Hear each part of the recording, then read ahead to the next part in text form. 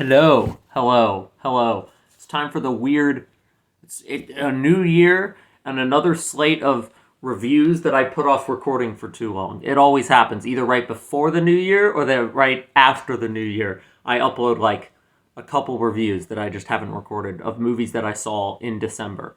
Uh, this time the video is going up now after New Year's. The Hunger Games: A Ballad of Songbirds and Snakes, which is a very long title. A very long title. A normal title for a book. A very long title for a movie. This is a review of that. I saw this, I don't know, a couple weeks ago with my siblings. All three of my siblings. Probably the first time all four of us have gone to a movie theater together since we were children going with our parents. So that was an interesting experience. My sister and my brother had already seen it, and they were like, "We'll watch it again." And I was like, "I kind of want to watch it." Because back in the day, I mean, I got into the Hunger Games books back in the day. I read the books. I saw most of the movies. I didn't see the Mockingjay Part 2. I only saw Part 1. I thought I had reviewed some of them, but when I looked through my channel, I didn't see any reviews. So, I guess I didn't. I don't really remember what I thought of them individually. Uh, but this one, I haven't read the Ballad of Songbirds and Snakes book. I'd heard about this movie and a story about, like, it intrigued me because the Hunger Games world was always more interesting to me than, like, Katniss and Peeta and, like, the romances and the characters. The characters were less interesting to me than the world.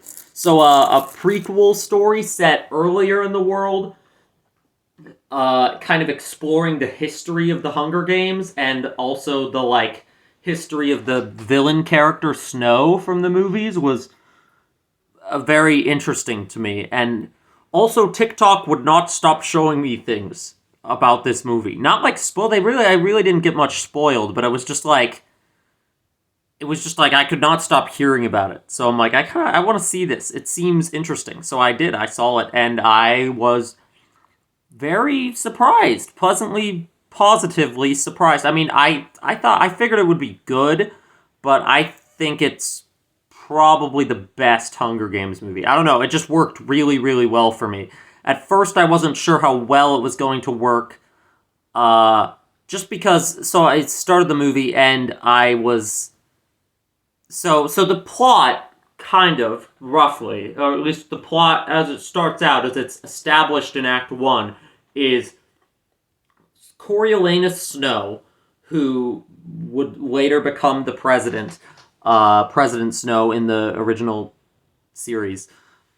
He is a young student, and he is trying to ascend the ranks of society in the capital. He has a tragic backstory where his father died in the war, killed by rebel uprising. So now he's trying to regain his family's sort of status that they once had, essentially.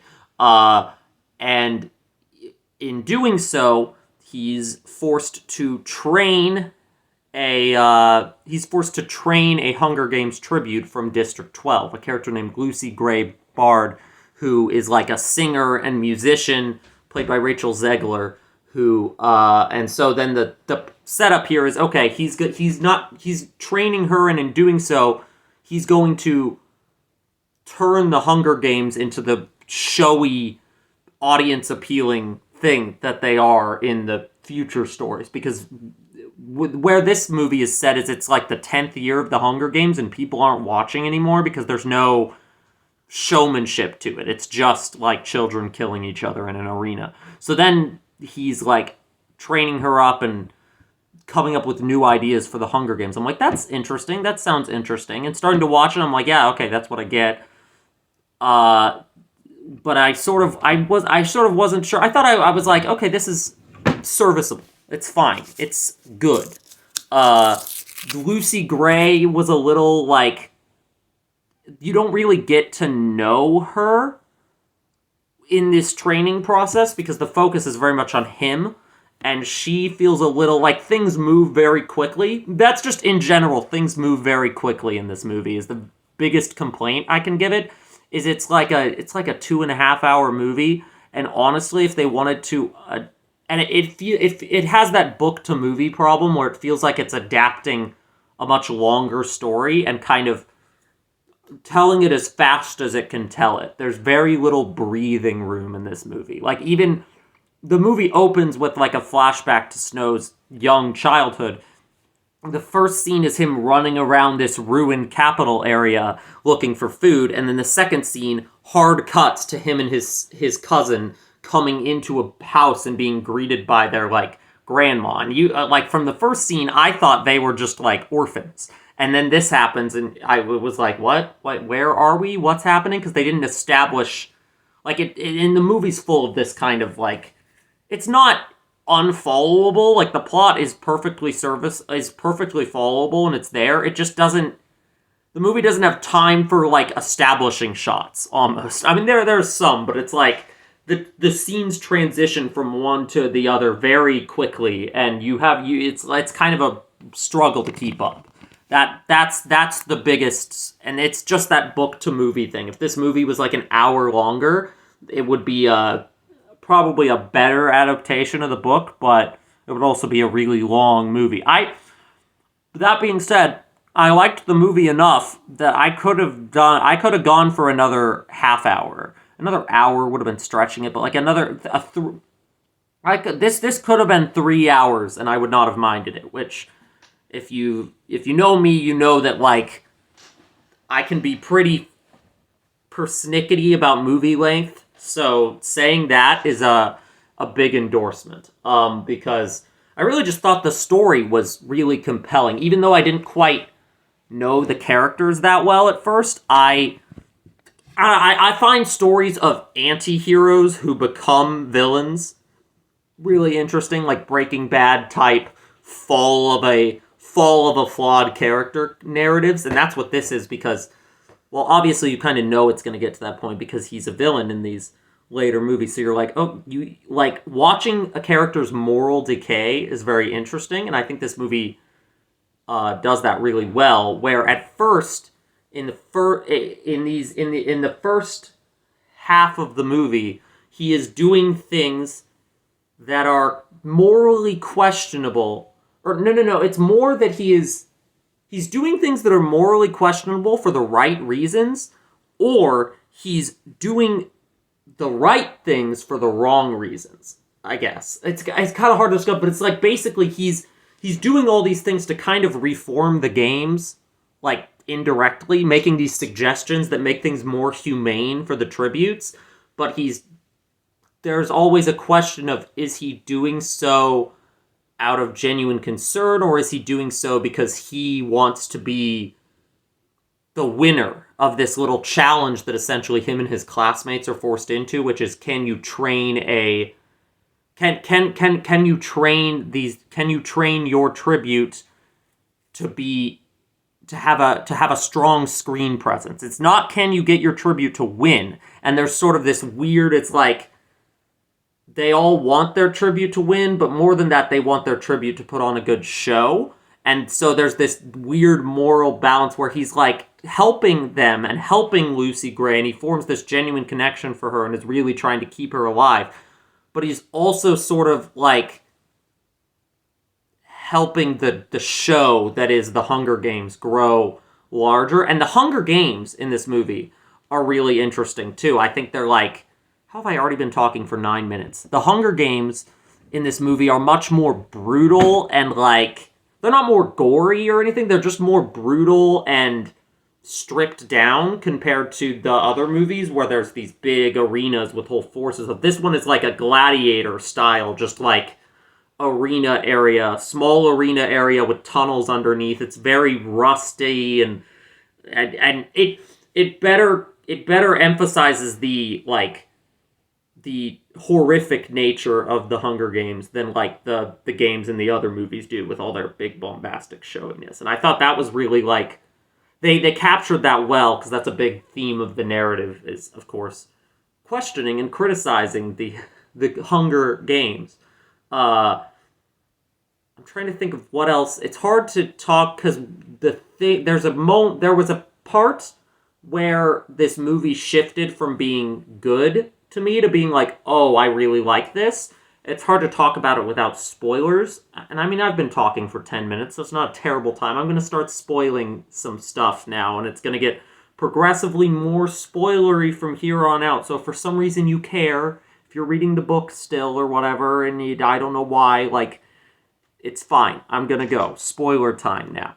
I really like how Snow's moral decay, the Sejanus Plinth, his friend, is a really great foil to him, because Sejanus Plinth is somebody doing the right things for the right reasons, whereas Coriolanus Snow, it always feels like, oh, he's doing the right things, but not always for the right reasons. And in the first two acts, it doesn't really matter, because ultimately they're both at first helping the people in the games. They're getting them more resources. Like, they're literally being kept in a zoo when he first encounters them, and he's like, no, we need to get these people, like, we need to make audiences care about these people, so that, and in doing so, he's getting them more humane treatment. But then you contrast that with Sejanus, who is like, the Hunger Games are bad. We need, like, Coriolanus Snow doesn't commit to the Hunger Games are bad. And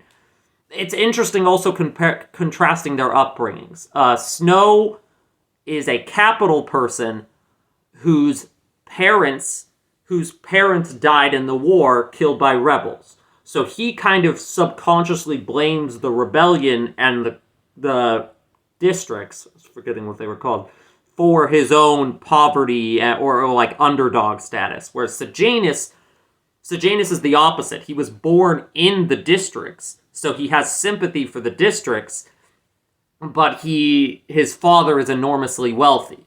So he has like Sejanus has the privilege, but actively is like fighting against his privilege. Snow doesn't quite have the privilege, or at least he thinks he doesn't.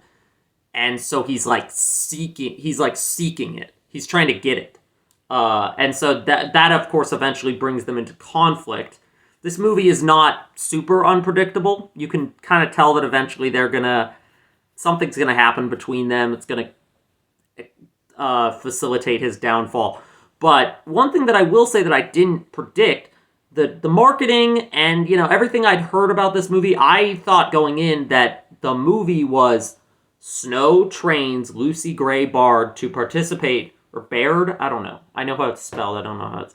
But he trains her to participate in the Hunger Games and puts on this big show, and in doing so, he rises to the position, to a position that will eventually lead to him being, the president of Pan Am, the ruler of the whole country.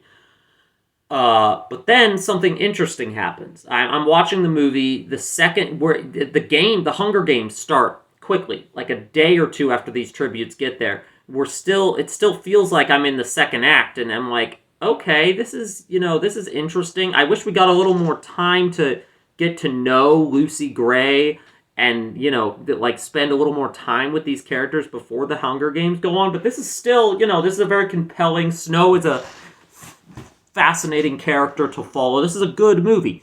And then Lucy Gray wins the game, and Snow gets caught, and he gets in trouble because he cheated. He cheated to help her win.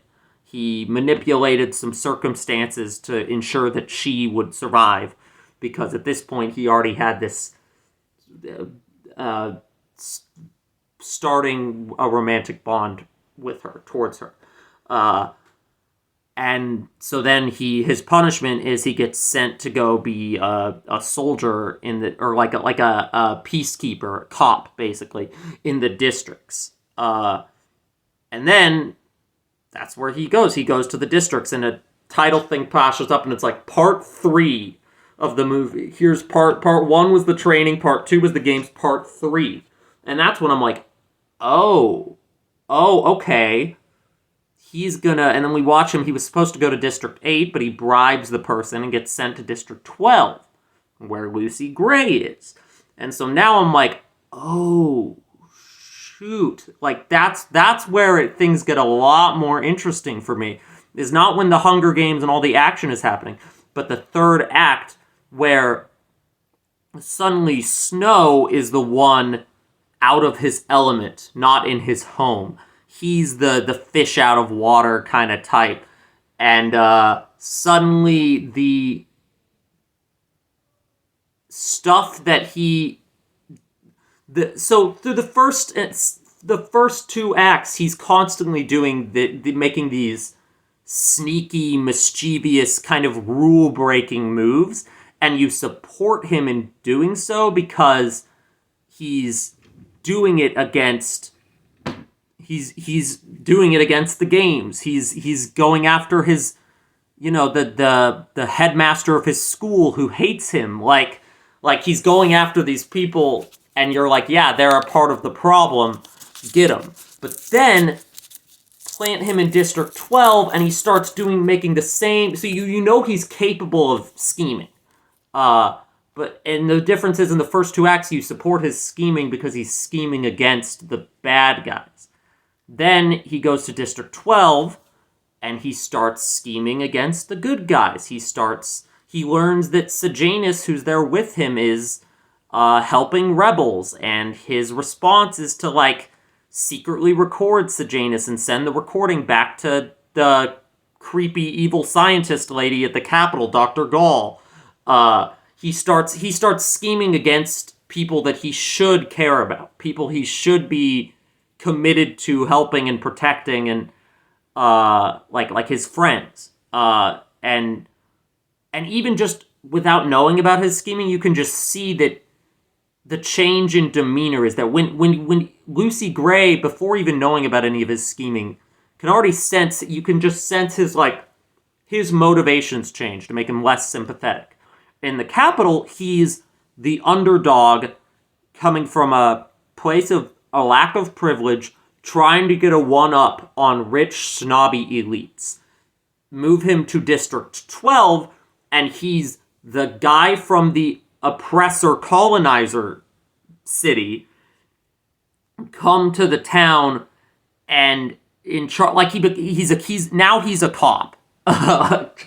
And he's charged with keeping law and order, and it's way harder to root for him. Even just like him wanting to, he hangs out with Lucy Gray at one point. She asks him, like, you should run away with me, or like, why do you want to and he, without a second thought, is like, no, I need to go back to the Capitol. That's where I belong. I don't belong here.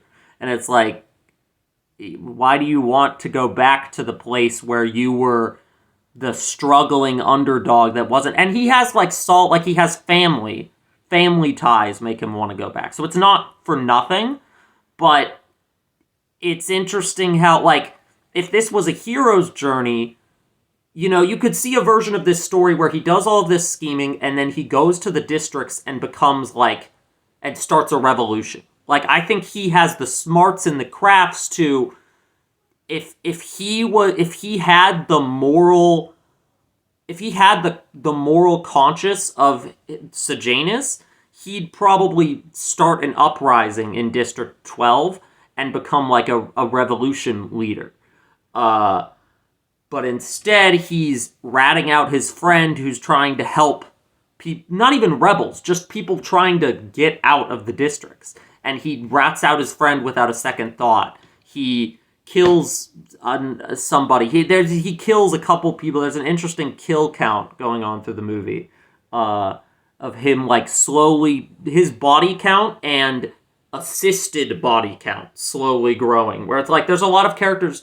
He gives Lucy Gray a poison that she uses to kill some people in the game. So it's like, almost everyone that dies in this movie, not that many of them die by his hand, but they almost all die because he did something that started a domino effect that led to somebody else dying. And he never really, like, grasps the consequences of that. He just kind of keeps doing whatever he needs to win, essentially. Whether it's win this prize money from his school to, bolster his family's status, or when he goes to District 12, it becomes like, win the girl, keep Lucy Gray safe. The other thing that the third act does is going to District 12, suddenly my criticism of not knowing the Lucy Gray character very well is dissolved. We get more of her cool songs. We get to see her in her element. Rachel Zegler gets to play a more well-rounded character and less, like, scared staring. Because I feel like... I think she's a great actress. She kind of... I can tell she's, like, from a musical theater background because she kind of overacts, especially early on in the movie where she's, like, looking at people, reacting to them. And you know when an actor is, like, they're reacting to somebody, but they're doing it with, like, really over-the-top expressions to almost, like, make sure the audience, or in this case the camera, knows that they're reacting. That's what it felt like. She didn't feel authentic to me at first when she was reacting. Once she was talking, and especially when she's singing, she's a great actress. You know, she's got that musical theater skill of being able to really act while also singing. So it was like, and that she was a great choice for the role because, you know, she's a great singer-actress. Like, the singer-actress combo needed there was perfect. And she just... This was the first movie I'd seen her in, but I'd seen all sorts of stuff about her online. She has that, like, it factor that I feel like the character is supposed to have. That this character is supposed to be, like, oh, she's from District 12. She's the underdog. She's probably not going to win the games, but she has this star power almost to her. Both that makes audiences in the Capitol start rooting for her, but also that makes Snow fall for her. And you really believe that. You believe that with Rachel Zegler's performance. You believe that he is like... You understand why he is enamored by this person and why he goes to the lengths that he does to, like, do things for her. But you don't really understand her as a character until you get to see her in her hometown, in her natural habitat. When she's in the Capitol, she kind of is just... not objectified exactly, but I feel like you don't... In the first two acts, you only see her through the lens that Snow sees her. Where in the third act, that's another thing that going to her home achieves, is suddenly I'm like...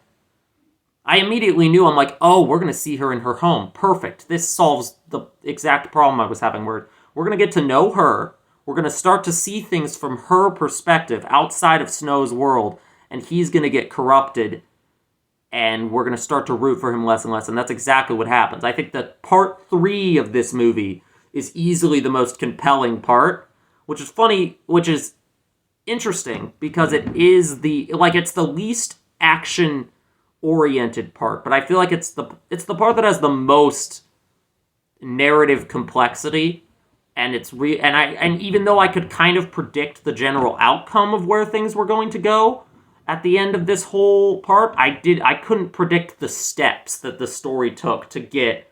Because once the third act starts, you're like, okay, how is Snow going to get from exiled from the Capitol for cheating, peacekeeper in District 12, to back to the status that because you think the games... I thought the games were going to end with him having the status, with him starting his journey towards presidency, essentially.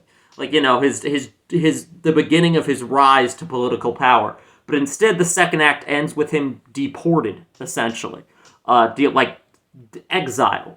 So now you're like, okay, how is this character going to climb his way out of exile? That's a really interesting narrative. That narrative could almost have been a whole movie in itself. Like, I wouldn't...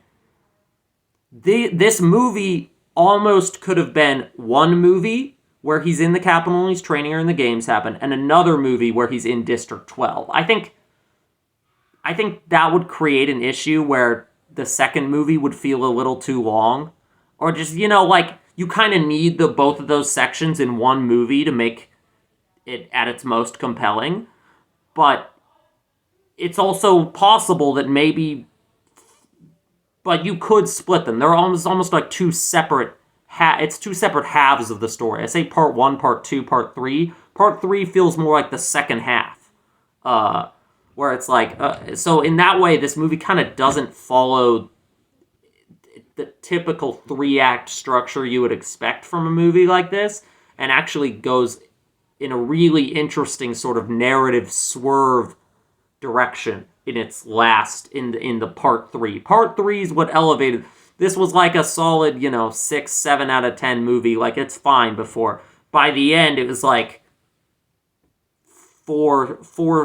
By the end, it was like a 9 out of 10. Like, really by the end, only held back by the book to movie problem of plot point, of feeling like it's rushing from plot point to plot point. But even that feels less so in the third part, where there's less plot points to have to jump to. I'm calling it a third part, not a third act, because it doesn't feel like a third act. It feels like almost like this is where the real, like the first 2 acts almost feel like a precursor to this third chunk where really you see the actual downfall.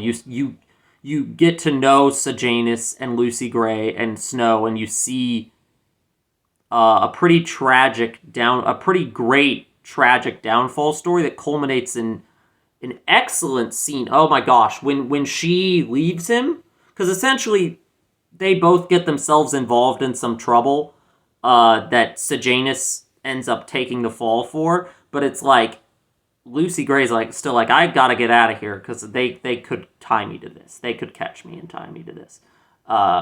And Snow also is guilty of it. It's a whole complicated thing that I don't really feel it's necessary to describe here, but the point is, it gets to the end where there's a scene where they're running off into the woods together, and he's like, okay, I'll run away with you. And by this point, there's literally the scene where he tells her he's gonna run away with her. I'm like, I turn to my brother and I'm like, he's just saying anything to get anyone to trust him at this point. Because at this point, he's like, he betrays Sejanus, then he tells Sejanus he's gonna keep him safe when he's already sent that recording to the evil scientist lady. Like, that's a lie. You're just lying. And he's told her that he doesn't want to run away. He's told her he wants to run away with her. Then he goes and calls his cousin and says, I'm being sent back. Then he says he wants to run away. You can't trust him anymore. And she can't trust him either. And there's a great, when they're like in the woods alone together, and she, like, they have this wonderful tension-filled exchange before she leaves, where she's like, I gotta get out of here. We shouldn't kill any more people. And he's like, yeah, three wasn't enough. And she's like, what do you mean 3? There's only 2.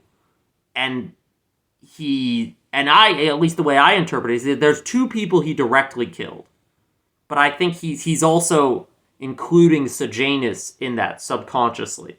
Because he didn't kill him, but he directly caused his death. And she is, like, suspicious of him already about what happened to Sejanus, and so they go into this cabin, and I don't need to describe it, because at this point, if you're watching, you've probably seen the movie, but it's awesome when she escapes, and he has the gun, and he's trying to shoot, and he immediately is like, you betrayed me, time to shoot you, but he doesn't know where she is, and he hears the Hanging Tree song, Are you coming to the tree, strung up a man, they say he murdered 3, which that's a 3.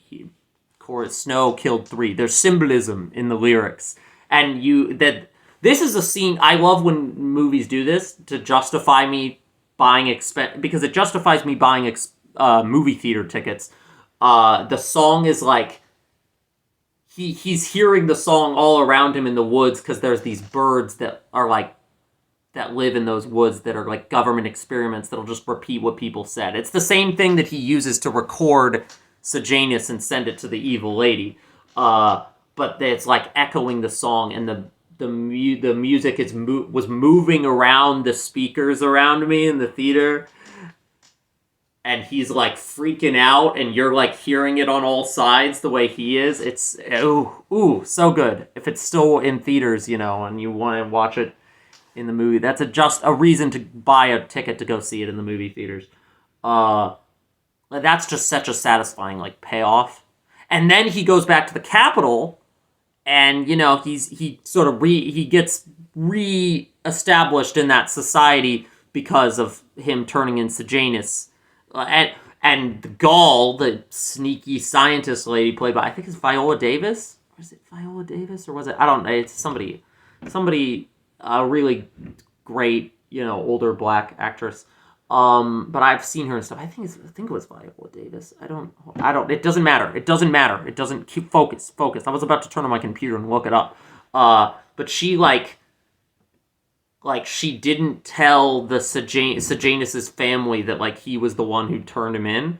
So now he's now with Sejanus now dead, the Plinth fortune he was trying to win, the Plinth family is now like, oh, you were his best friend, you helped him, you're gonna be our new surrogate son, basically. Without them ever knowing, because she doesn't tell them that he's the one who is but then he becomes her little assistant. You can see where she's gonna write. But then the last scene is also really good, where he goes and he meets with, he goes to talk to, I don't remember what the character's name was, the headmaster of the school that he was at, played by Peter Dinklage. And this guy was also the creator of the Hunger Games. And he has this conversation with him, and the Peter Dinklage's character, he reveals that he was friends with Snow's father. And the reason that he hates Snow and also hates Snow's father is because he came up with the idea of the Hunger Games, Peter Dinklage's character did, in a drunken stupor. But he didn't want it to actually be used. It was like an inhumane idea he came up with as a joke. And then Snow's father took it to the Capitol, and that's what kickstarted the Hunger Games. So then it recontextualizes all of the... Because this was a heel character that you were supposed to for the first 2 acts, you're watching what is wrong with this guy? Why does he hate Snow so much? Why is he being such a prick about Snow's upbringing and you don't belong here, all this kind of stuff? Suddenly I remembered all the scenes before where he was emphasizing, hey, the Hunger Games might go away because people aren't watching anymore.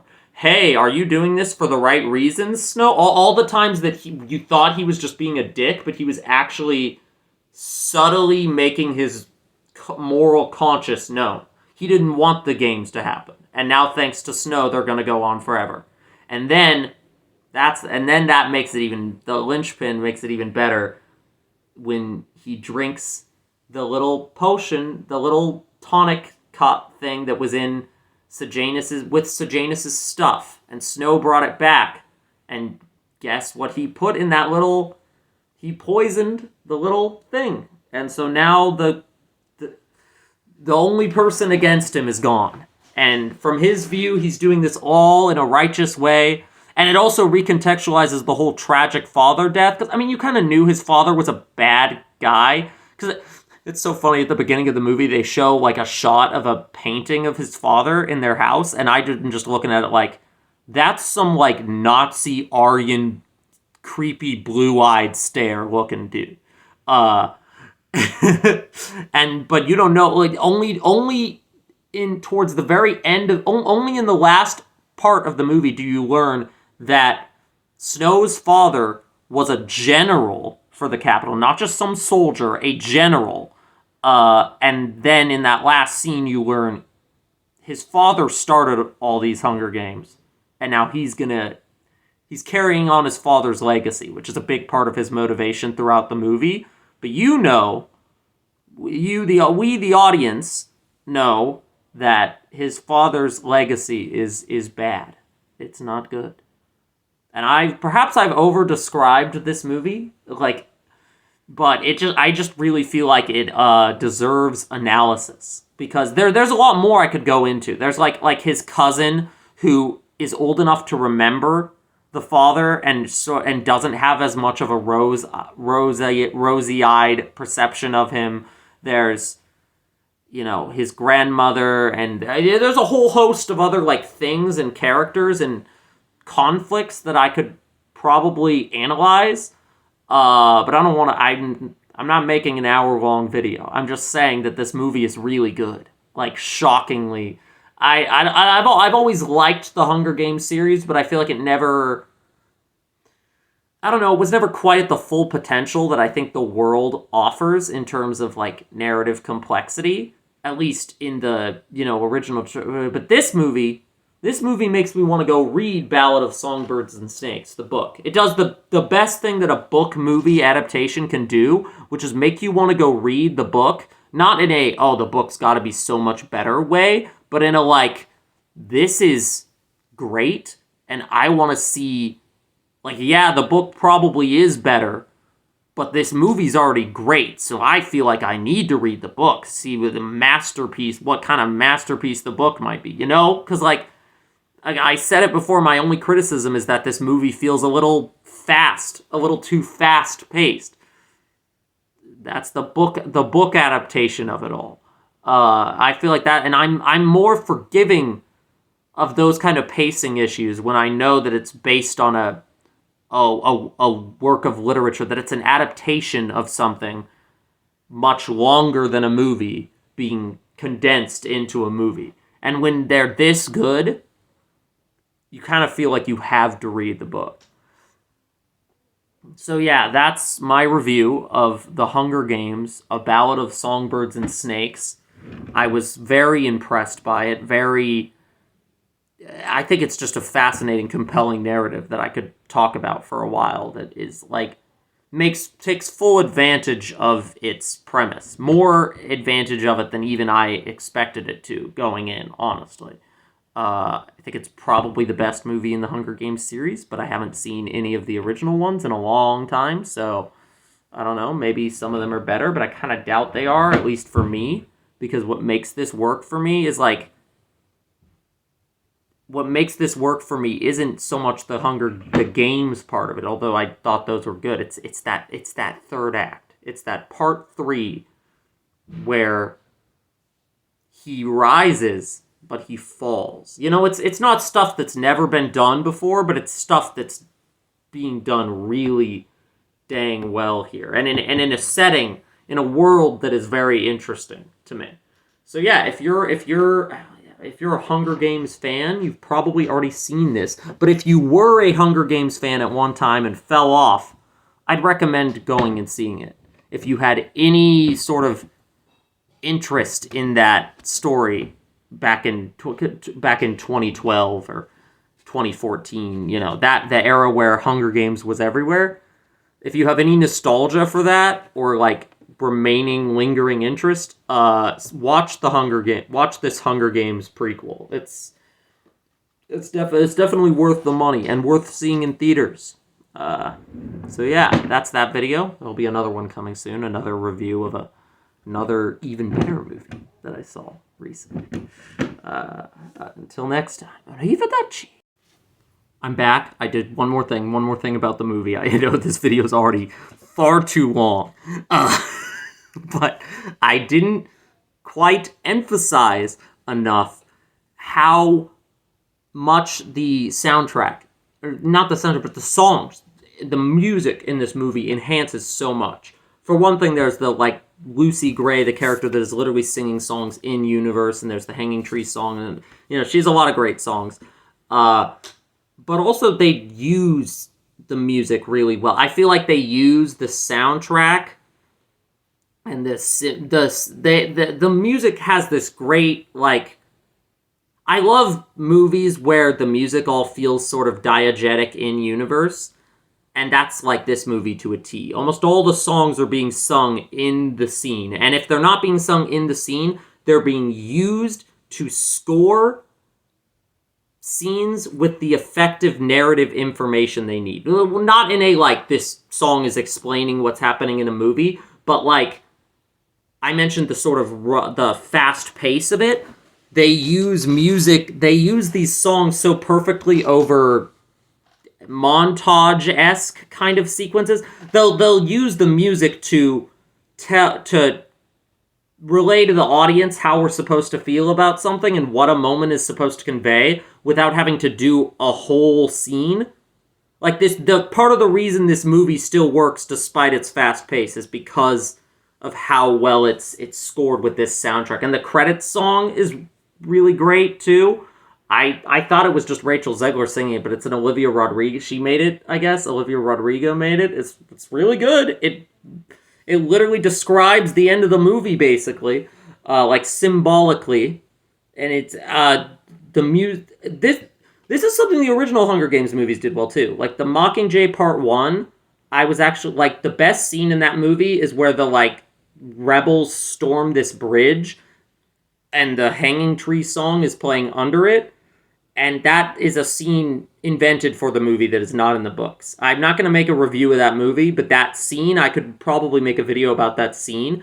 This movie is full of those kinds of scenes where the music is used to really accentuate what the story is telling. And that is something that you can't get from reading the book. That is a good reason to watch a movie. If you've seen my One Piece review, it's a very similar, like these are reasons to make adaptations of literature and adapt them to screen. And that's awesome. More adaptations that make full use of the fact that they are translating this property to a visual medium. And that doesn't just mean big flashy stuff. That means thematic expansion, that means audio, that means design choices that are really strong. That's all I'm saying. I've said enough. I'm now going to have to edit these two clips together. Yay me. Arrivederci, for real this time.